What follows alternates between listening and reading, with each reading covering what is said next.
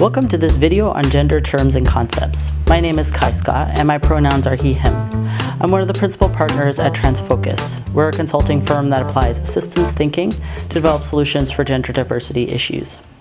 We've heard from a lot of you that you feel hesitant or nervous when talking about transgender issues. We get it. You don't want to hurt anyone or mess it up. In this video, we hope to give you some common language to build more understanding and confidence.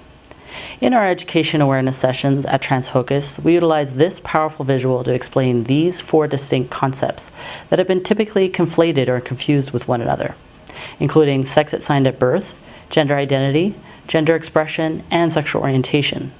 These exist along a spectrum and are independent of one another.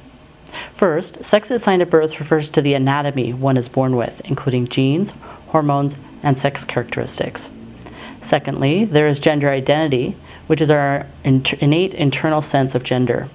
Traditionally, sex has been seen the same as gender identity. That is, someone born female grows up to be a girl and then a woman. This may be the case for the majority of people. When this is the case, we use the term cisgender people. It's Latin for on the same side of. However, transgender people do not have this experience. Transgender is an umbrella term that encompasses people whose gender is different than their sex assigned at birth.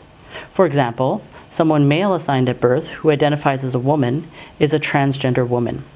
There are also transgender men, such as myself, who are assigned female at birth and identify as men. There are also people of various sex assignments that identify as neither men nor women, such as my business partner, Drew. There are many terms to describe this experience, some of which are listed in the visual.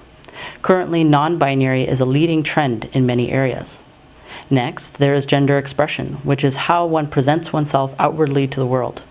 Expression covers hairstyle, accessories, clothing, even mannerisms and personality traits, which often get labeled as feminine, masculine, or androgynous. Lastly, we've added sexual orientation to the mix because it often gets confused with gender identity. Sexual orientation is about who one is attracted to sexually or romantically. Many people think that because someone is transgender, they are also gay, which is not always the case.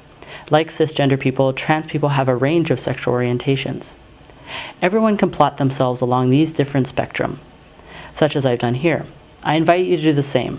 For example, I was assigned female at birth, identify as a man, my gender expression is more feminine, and I'm attracted to multiple genders. Now that we have some cursory common language, in our next video I will highlight 2 key dynamics between these 4 spectrum and how these impact our workplaces and marketplaces. Be sure to check it out because it has important information that will benefit you and your organization. Until then, have a great day.